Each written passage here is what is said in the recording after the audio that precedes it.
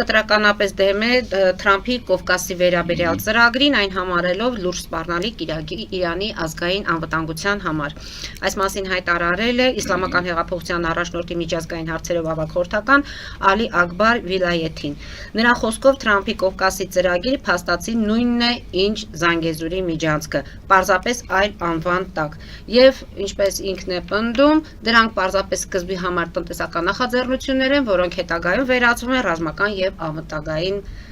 բաղադրիչների։ Այսինքն մենք հետո կունենանք ուժեղ Հայաստան, հա? Իր մտահոգությունը ուժեղ եւ վերականգնվող Հայաստանը չէ։ Հայաստանն է, որ դա չլինի, դա այդպես հասկանանք, որտեղ հարցը այսպես է, բայց ես մի լրացուցիչ բան ասեմ, կարծեմ Ռուսաստանն էլ է դեմ եւ ուզում է խցկվել, քիթը կողել է։ Կալուգինը հայտարարեց, որ առանց մեզ չէ։ Կալուգինը դրա համար առաջին ասը, որ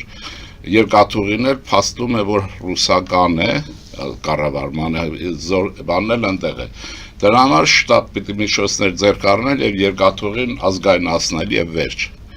Իսկ ռուսական սահմանապահ զորք մեզ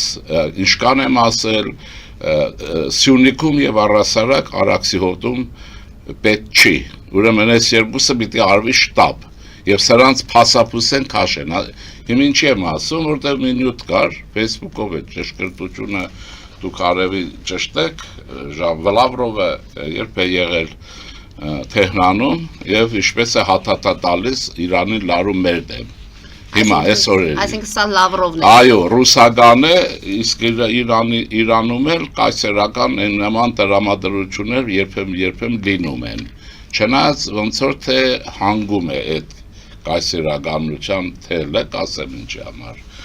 Այնպես որ այստեղ Ռուսաստանի դարաշրջանային քաղաքականության հետ պիտի կապեք եւ Լավրովի նախաձեռնության։ Ընդ որում սրանց էլ հայերի համար պիտի ասել, որ սրանք հայեր են։ Սա մաքուր հայկական ծագումով մարդ է, արմյաշկա է, բայց իսկական կլասիկ արմյաշկա է։ Հիմա այն չի, որ Իրան միջավայրում ասում է ես հայ եմ, հայերը պիտի իմանան եւ իմանան ովքեր ում են ծնում հայ մայրերը, սա պիտի իմանան։ Բայց հիմա ասենք այս հարցին, բարբերաբար այս հարցը դուրս է գալու եւ խոսելու են առաջինը երևի Իրանում, երկրորդը երևի Ադրբեջանում, առաջինը երևի Ադրբեջանում, երկրորդը Իրանում եւ նման բաներ դա տեղի ժամանակի մեջ է լինում։ Հիմա հարցը ինչի մեջ է։ Մենք էլ ենք խոսում եւ ասում ենք, որ անվտանգային բաղադրիչ չկա։ Կարծեմ մեր տղաները պատասխանեցին, երկու պատասխան եմ երեք տեսել, երկուսն էլ փայլում են։ Սարգիս Խանդանյանը փայլում են, այո, ասեմ, որտեղ մենք նաեւ պիտի սովորենք մեր իշխանություններին պաշտպանել, անկախ մեր ճանաչել չճանաչելը եւ անկախ թե ասենք սրանք ում տեղեն են, ում կարող է ծնողներին չենք սիրում կամ սիրում ենք, սա հայկական է, անտանելի եւ այլն։ Պատասխանները փայլուն են եղել, ես կարող եմ հաստատել, չգրգնելով էլի, որ այո, Թրամփի ուրեմն երթուղին նա միջանց չի էլ կարող լինել, ասեմ ինչու։ Որովհետեւ Միացյալ Նահանգների քաղաքականության ռազմավարական հենքի իմաստով եթե Ռուսաստանի ձեռնտու չի, որ զարգացող Հայաստան լինի անկախ, ուրեմն Միացյալ Նահանգներին ձեռնտու է, իրեն շահերից բխում է, որ ուժեղ կազմակերպված Հայաստան լինի եւ Զանգեզուրի միջանցք չլինի, Մեղրու միջանցք չլինի, այլ լինի Թրամփի երթուղի։ Նա այնպես որ այստեղ խառնելը կարծում եմ, որ պարոն Վելայաթին ապակողմնորոշել են եւ ես ենթադրում եմ, որ նախագահի միջավայրից այլ պատասխան կլինի, որտեղ նրանց մոտ քաղաքականության դիվերսիֆիկացիա կա, սա սպეციფიკա է Իրանի բարագայով, երևի նաեւ ուրեմն Լավրովի փոքր մարդ չէ, դուք ինչու եք ասում, որ նախագահի կողմ նախագահական։ Չէ, այդպես ասի դիվերսիֆիկացիա կա նախագահի եւ այլն այդ միջավայրերում։ Մերոնք էլ են ասում, որ պաշտոնյաների հետ վարպետորեն են քաղաքականությունը վարում, այսինքն լուֆտ են թողում նահանջելու համար, հարցակելու համար, Իրանը ինչ ասեմ։ Այսինքն պարոն Շիրինյան, մտածում եք, որ սա միտումնավոր է արվում հետագայում ինչ-որ կարծր թևը Իրանի իշխանության բանի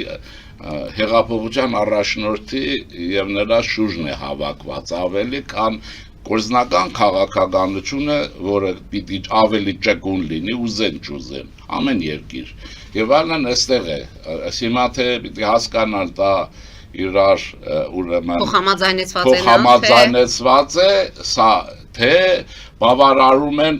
պարոն Լավրովի գիշադիչ բնազդները, որը Իրանում խոսում է ազգերի ինքնորոշման իրավունքի մասին եւ արևմուտքին, հատկապես եվրոպացիներին քննադատում է երկերեսանության մեջ, ասում է, երբ որ իրենց պետք է, ուրեմն տարածքային ամբողջականությունն են պաշտպանում, երբ որ պետք է ազգերի ինքնորոշման իրավունքը, ինչի դուք ուրիշին չեք անում, դուք եւ ձեր պապան, հա, դուք ուրիշ բան եք արել, երբ Արցախի Պարագայով Պուտինը 2000 թվերի կեսերին ասում էր սա մաքուր, իբրև իրավաբան էր ասում, ինքնորոշման իրավունքը, բայց երբ որ այս խլյակների միջոցով հայ, իր ողորմելիների միջոցով Արցախի հարցը լուծեց Ադրբեջանի օգտին, բարիքը ստացավ, որի արդյունքը շատ վատ եղավ, ուրեմն այս պարագայում ասում էր սա եղել Ադրբեջան, կավ պիտի մնա Ադրբեջանը, ինչի դուք ուրիշ ինչ եք անում։ Եվ երկրորդ հայտարարությունը նաև այսպես ու կոնկրետանամ, դա ասում է ցույց տվեք մի դեպք, որ Ռուսաստանը որևէ բարեկամի եւ ուրեմն մոտիկ պետության դաշնակցի դավաճանել է։ Ես ուրիշ հարց ունեմ, պարոն Լավրովին արմատներից կտրված այս իրականությանը, իսկ դուք կարող եք ցույց տալ որևէ պետություն, որ Ռուսաստանն իրեն բարեկամ է հաշվել երբևէ։ Կա մի ժողովուրդ աշխարհում, որին Ռուսաստանը չի գցել, որի առաջինը իհարկե հայությունն է եւ Հայաստանն է։ Կա դեպք։ Եվ ասեմ նաեւ, որտեղ այս դիսկուրսը գնում է, որ այս կամ անգեր Facebook-ում Ալեքսանդր III-ն ասում էր, որ այս հայերը պետք է անգիր իմանան եւ լուրջ իմանան։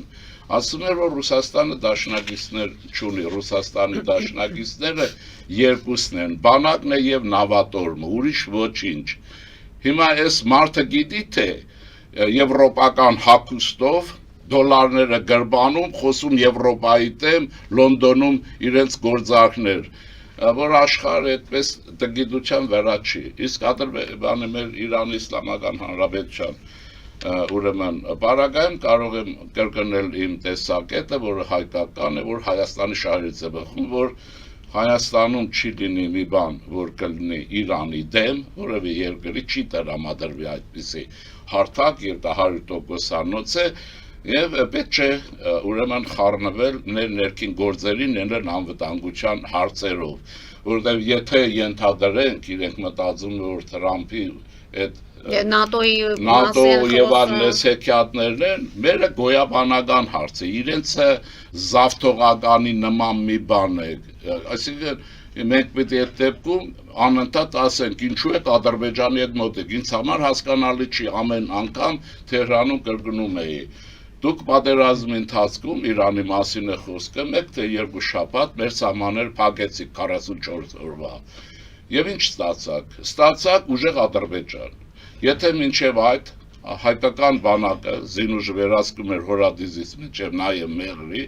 170 կիլոմետր, դուք այնպես օգնեցիք ակամա,